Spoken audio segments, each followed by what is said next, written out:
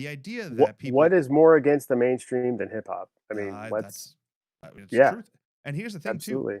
Hip hop has surpassed rock as a dominant US genre as of December of 2010. I mean, because there's so many artists nowadays that do so many different things. It's kind of hard to put a label on things of what it really is. Yeah.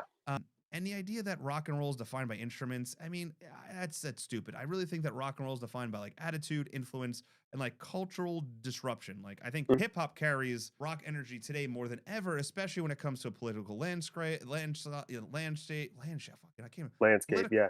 and I really do feel like even pop artists have developed the idea that what rock and roll is, and kind of put it out there. So in my opinion, rock and roll is a mindset and definitely not a sound.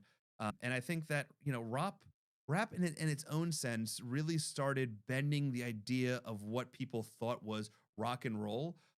Right in the mid to late 90s, when they really Yeah. started having the new metal come through, when you had artists like God, even like Tommy Lee, who left, he was not with, doing what he was doing with whatever the hell that Motley band, Crue. Motley Crue. Thank you. Hmm? Good?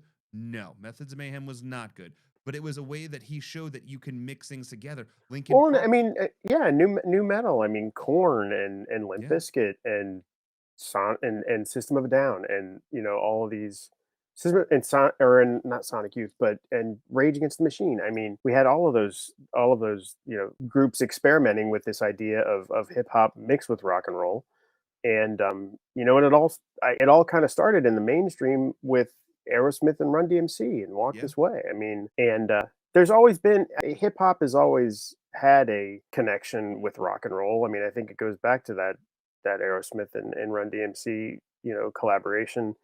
But then it went off and did its own thing with Compton and the Chronic, and then you've got East Coast, West Coast, and then you've got all this, and then you've got the South, and you've got OutKast, and I think that those rock and roll roots run pretty deep in hip hop. I mean, like you said, with influence and attitude, and it's not just about white faces, and it's not just about guitars. It's about a lot of other things.